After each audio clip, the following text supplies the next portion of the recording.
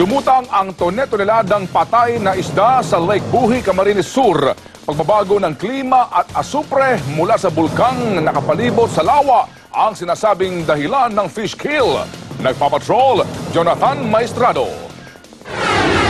Higit 100 toneladang tilapia ang lumutang sa Lake Buhi mula pa noong Biyernes. Kahit patay na, pinagkaguluhan pa rin ito ng mga residente. Sinubukan pa ng ilang mangingisdang ihango ang mga naghihingalong isda na ibibenta sana sa undas. Si Mang George, imbes na dumalaw sa sementeryo, naglinis ng nangangamoy na palaisdaan. Yung dito sa lokal, sana tulungan naman kami na kahit paano yung sa fingerlings na lang para makapagsimula kami ulit. Sa survey ng Lake Buhi Development Office, 7 barangay ang apektado. Sa asupre na nagmula sa Bulkang Malinaw at Asug, isinisisi ang fish kill.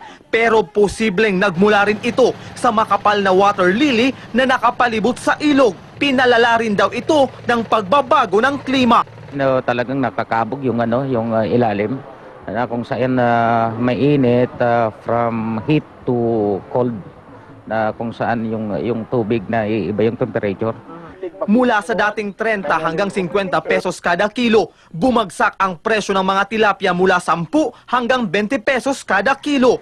Pero payo ng health officials, iwasang kumain ng mga isdang apektado ng fish kill, lalo na yung mga nabubulok dahil sa posibleng negatibong epekto sa kalusugan. 2003, huling naitala ang malawakang fish kill sa lugar. Jonathan Maestrado, Patrol ng Pilipino, sa Buhi, Camarines Sur.